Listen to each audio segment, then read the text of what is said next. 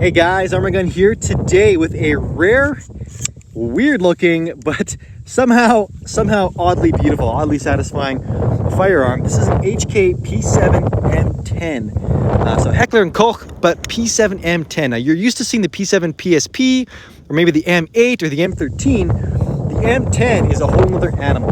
Like literally, this thing looks like a humpback whale. Never point a loaded firearm at your face or anything like that. This thing is empty. I'm not pointing it at my face, but I just want to show you the front of this slide. Look at all of that. That's just, this is a thick unit. This is a chunky boy, but man, this is a really neat pistol, really well thought out. There's so many cool, crazy things going on in here. So we're gonna shoot it today. I'm gonna stop yapping and start shooting here.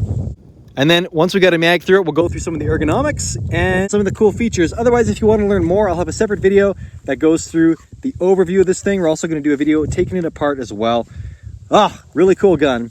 And it has a matching magazine. This is their nickel or stainless finish. I'll figure that out. But just gorgeous. So this is the 40 Smith & Wesson model, by the way.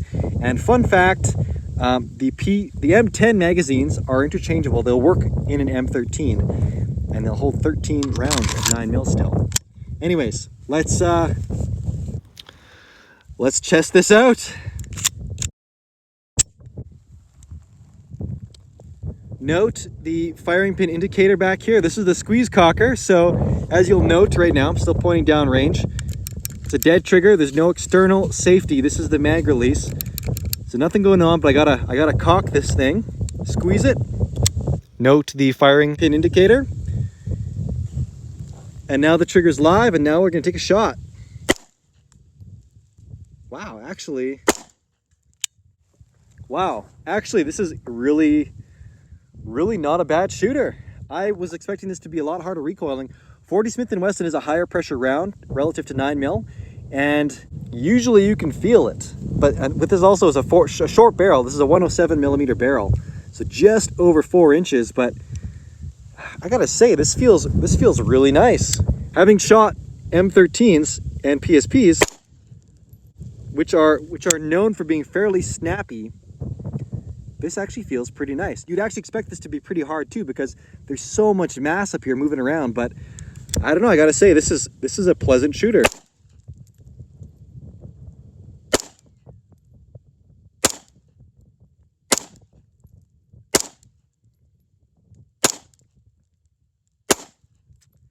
And last round, bolt hold open, definitely nice.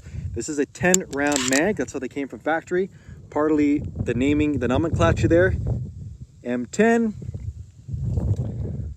So she's full. And let's go through these controls. So it's a squeeze cocker. The cocker is also this thing does so many different functions, including dropping the slide, which is kind of neat. This is the Americanized version with the little paddles, the ambi paddle mag release. So just to demonstrate that, that's how you get those out. And again, no external safety, so you can't do anything with this thing unless you cock it with squeezing this grip safety here, essentially. So you squeeze that. That's your indicator that you're hot, ready to go. And then your trigger. It's a little mushy. It's not the best trigger. It's not very heavy. There's your take up, and then there's a bit of a wall, but it's kind of like a mushy wall. And then you kind of just mush on through to the other side and break it. And it's, I don't know, it's not the best trigger, but I would say it's the worst. This is a bit of pull, and it's gonna click whenever you let go. So in terms of stealthy, when you're letting go, it makes a noise. Got some basic 3-dot sights. I've heard that the P7 was one of the first pistols, one of the first platforms to make use of this 3-dot sight system. Kind of neat. And one thing I will say for this M10 with the chonky slide, it's really nice to cock back. These things actually have a fair bit of spring tension in that slide. And I know on my M13, it's with it being scaled back, all that, you know, the serrations there are quite narrow, and you got to get a pretty good purchase on it to get it back. So I've noticed that, whereas I've noticed on this one, you've got a lot of just you can just grab it. We've also got the little polymer heat shield.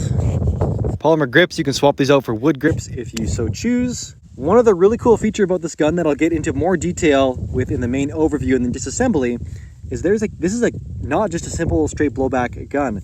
There's a piston inside of here that delays the action from unlocking. And guys, that's it. We're gonna get a couple shots slow motion just to see what it's like from the side.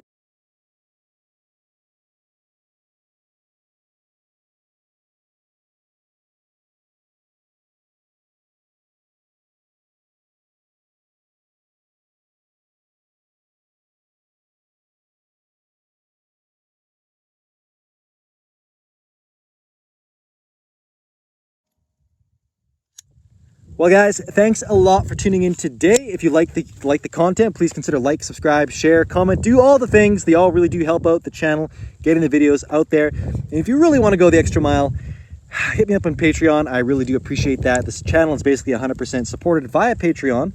Being a gun channel on YouTube, the demonetization is pretty much rampant. Anyways, that'll be my spiel for that. Thanks also to Jared for lending me your awesome P7.